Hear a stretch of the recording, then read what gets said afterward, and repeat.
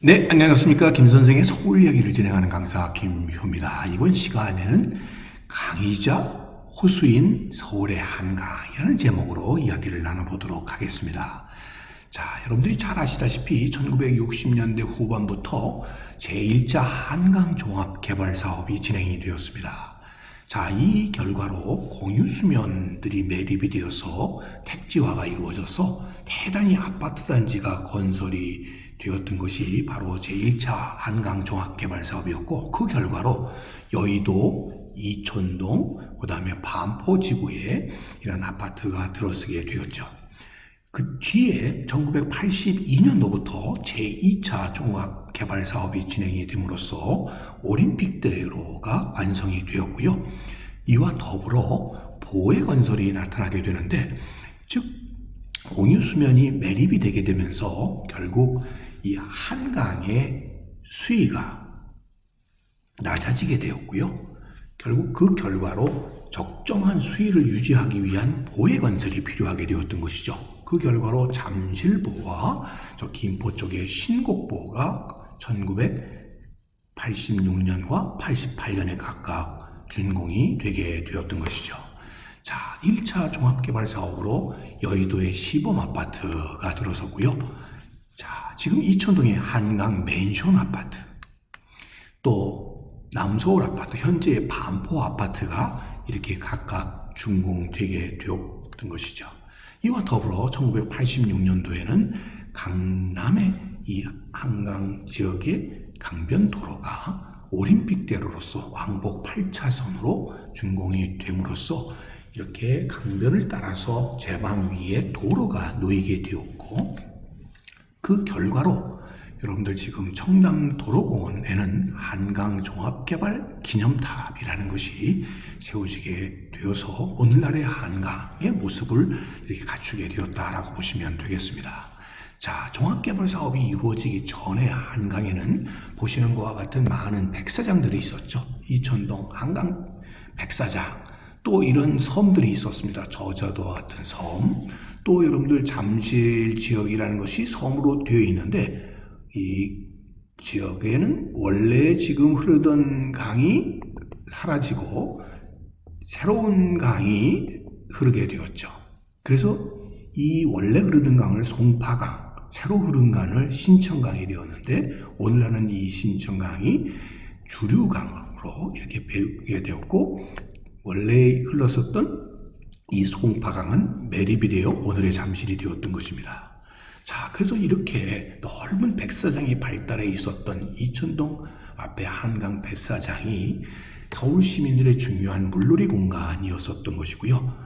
뚝섬 지역과 더불어 이 대표적인 소위 강수욕을 했었던 곳이 광나루 백사장이었죠. 그래서 여기 지금 보시는 이 지역이 다 백사장, 소위 모래밭으로 되어 있었다는 것을 이 사진에서도 확인해 볼 수가 있겠습니다.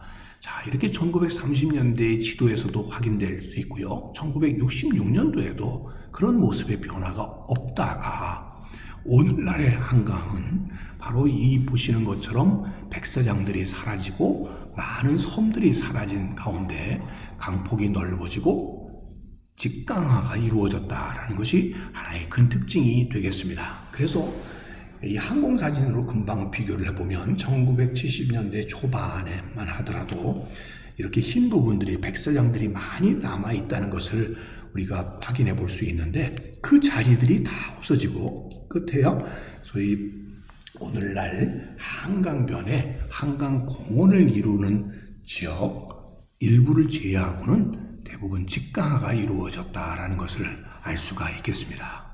자, 이렇게 되게 되는데 결정적인 역할을 했던 것 중에 하나가 바로 이 두 개의 보가 되겠습니다. 결과적으로 잠실대교와 김포대교 사이에 신곡보와 잠실보라고 하는 이런 보가 세워지게 됨으로써 한강은 우리가 볼 때도 이것이 흐르는지 어느 쪽 방향으로 흐르는지 잘 가늠이 안 되는, 어떤 의미에서 잔잔한 호수와 같은 모습을 오늘날 우리가 보게 되는 이유도 바로 이러한 보가 건설되었기 때문이라고 볼 수 있겠습니다. 그래서 잠실 수중부의 높이는 4.5m, 신곡 수중보의 경우는 2m로서 적정한 물이 고여있도록 이렇게 만들므로써 여러 가지 목적에서 이러한 수중보가 만들어지게 된 것인데, 그런 의미에서 이 수중보라고 하는 것을 통해서 오늘날 강폭이 계절에 관계없이 유지되면서 풍부한 수량을 갖고 있는, 그래서 오늘날 한강이라고 하는 것 자체가 굉장히 넓고 큰 강으로서 우리에게 비춰질 수 있게 됐고, 이것의 유람선이 다닐 수 있게 된 것 또한 바로 이런 수중보 때문이라고 보시면 되겠습니다. 자, 이것은 신곡 수중보의 모습을 보여주고 있는 것이죠. 자, 이렇게 넓은 강을 이룰 수 있게 됨으로써 이런 고정보가 있었기 때문에 가능한 일이라고 볼 수 있는데요. 자, 이것이 만일 철거된다고 하면 홍수기와 갈수기, 즉 비가 안 올 때와 비가 올 때 물론 수위가 확 내려갈 수밖에 없겠죠. 전체적으로 보게 되면 한강의 수위의 변동폭이 굉장히 커질 수밖에 없다는 거죠. 그래서 평균적으로 볼 때 1.3m가 낮아지는 데서부터 2.8m로 결국 한강의 수위가 대폭 낮아지게 되었고, 갈수기에 오게 되면 오늘날의 한강의 모습과는 다르게 강폭이 좁아지고 수량도 대단히 줄어들 수밖에 없다라고 보시면 되겠습니다. 그래서 백사장이 늘어나고 밤섬이 더욱 넓어지게 되는, 그리고 서강대교를 기준으로 할 때 그 물길의 너비가 크게 줄어들 수밖에 없다라고 보시면 되겠습니다. 자, 그래서 오늘날의 이 한강의 평균 1km에 달하는 이런 강폭과 수량이라고 하는 것은 결국 이러한 수중보가 있기 때문에 가능한 일이라고 볼 수 있겠는데요.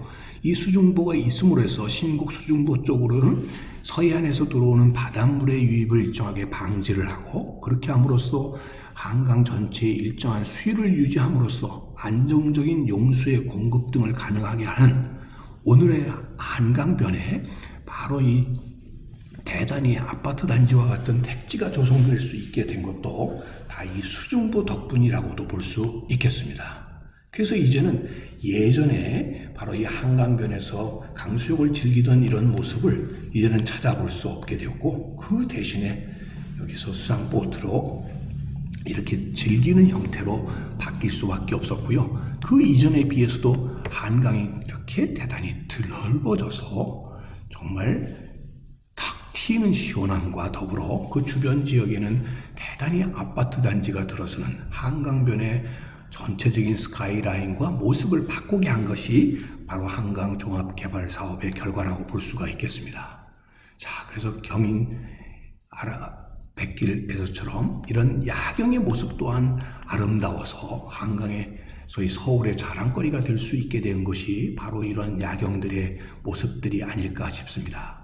자, 그러나 문제가 있습니다. 자, 이렇게 개발을 통해서 오늘날의 한강의 모습을 갖춤으로써 한강은 자연 생태하천으로서의 기능을 잃어버리게 되었다는 것이죠.